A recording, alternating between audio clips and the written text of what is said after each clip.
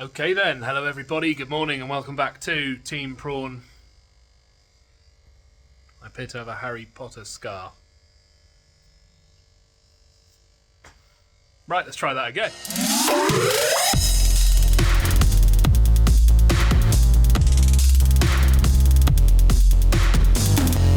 Okay then, hello everybody, good morning and welcome back to Team Prawn Racing.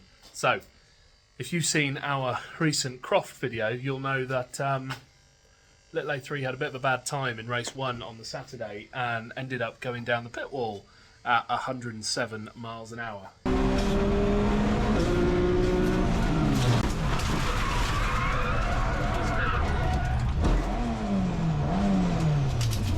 Now, miraculously, we have come away with that with unbelievably little damage. Our rear wing actually caught the pit board that Jared was holding out. So we've actually ripped out the end and unfortunately delaminated the wing. It's hard to see, but that split runs right down to here. So I'm going to have to pull this end plate off, tidy a bit of this up and try and get some resin in here to try and fix this end, make it decent again, get some sort of insert in there so we can bolt on another end plate. Also on the damage list is our beautiful Rusky Weld Fab splitter. So this end plate, as you can see, has gone into the wall, giving it a bit of a crush. But incredibly, I mean, look, it's mangled up the carbon a bit on the edge, but it's unbelievably good for what it is. So aside from the weird oil pressure issues, which you probably saw last week, which were down to a broken baffle in the sump due to the impact, really not a ton of damage. Bit of work on the wing, bit of work on the splitter, and that's just good to go for Snetterton. So I'm going to crack out the resin and see what I can do with this. Turns out Rusky carbon fibre is really quite strong. So I've just not even mixed up the resin yet. I've just been messing around with a few bits of ply to try and see if this clamps back together nicely. And as I was doing it up, look at that. The bloody vice is broken. Clamp, vice, whatever you want to call it. Can't put it in a vice. But yeah, the clamp's broken. It looks like, let me go, it's really hard in the light in here today. It looks like this is going to repair, it's even shining off the bike. It looks like this is going to repair really nicely. So I'm going to clamp that together. I'm going to put a bit of resin in the crack. And then I'm going to put a bit of resin on top outside here that I can then sand off outside, which should help me get the shape back and protect it from further delamination. Right, so what I have here is 33 grams of Epoxy rapid repair resin to 10 grams of ER1 epoxy hardener. Now I'm no Rusky Weld Fab, but I'm going to mix this up, chuck some on the splitter, some on the wing, and we'll see how this comes out. Wow. Turns out this, ow shit that's hot. Turns out this rapid repair stuff goes off super fast, so I've just poured a ton in here, clamped it all up, got it ready. I was just propping it up, ready to put some in the top here. Pick this up, nearly burnt myself. This is red hot and absolutely solid, and I've wasted 30 grams of resin. Lesson, be prepared before mixing this up. Thought I had a good 20 minutes to play around with it, but that's solid and red hot. That's a waste. Right, let's set up the splitter ready this time. Skip forward, a little bit of a time hop. It's Saturday, it's probably the hottest day of the year. I am roasting. But, wing repair, done. I'm actually really happy with it. Let me flip the camera, show you. So that is done. That is stuck together. I've glued along this edge. It's basically the same as everywhere else now. You look at it like that, all looks pretty good. I've given it a light bit of lacquer over this corner where there's a bit of damage here. I haven't gone to town on it. Probably needs refinishing at some point.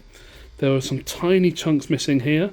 These have had resin in. I don't really see the need to rebuild them because from underneath it's essentially nothing.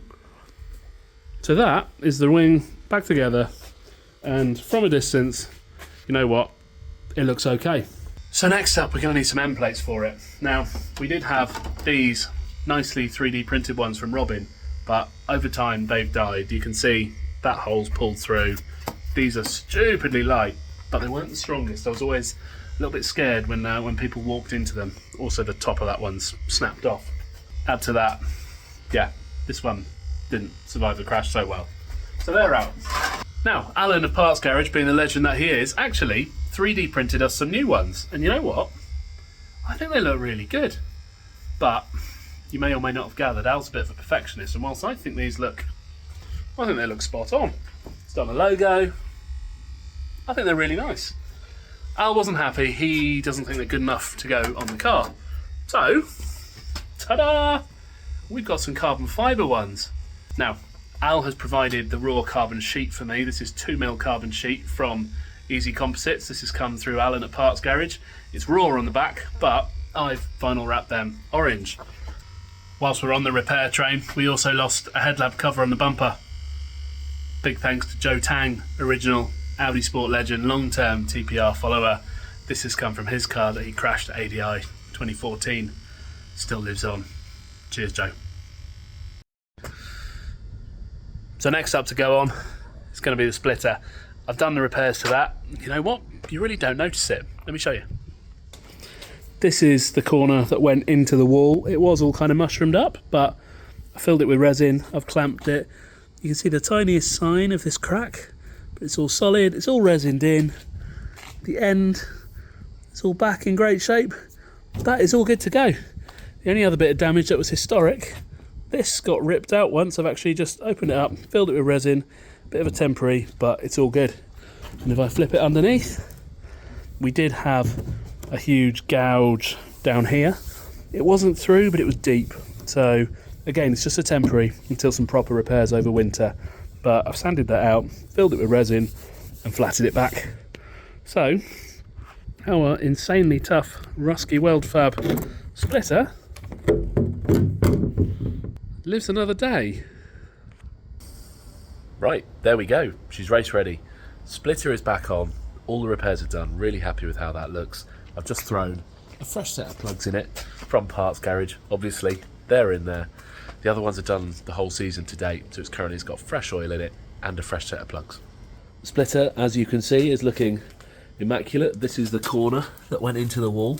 You can just make out the tiny cracking there, but seriously, look at that.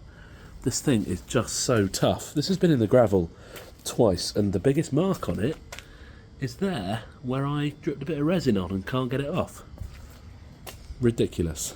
Engine bay's all looking nice and fresh whilst we're in here too. All set to go for Snetterton. Right, well thank you very much for watching this one, guys. Just a little bit of an insight into the repairs we've had to do post Croft with our pit wall incident. We've had a ton of comments from Croft. I'm going to be honest, 90% of the comments kind of siding with me, saying it wasn't my fault, but you kind of expect that because this is my channel. You guys are here to follow me in the car. I expect people to side that way. What's happened has happened. We've kind of moved on from it. By the time you see this, Snetterton will already have happened, so fingers crossed that was all great and a clean meeting. But yeah, it's been an interesting season. Certainly a number of ups and downs again, just like last year.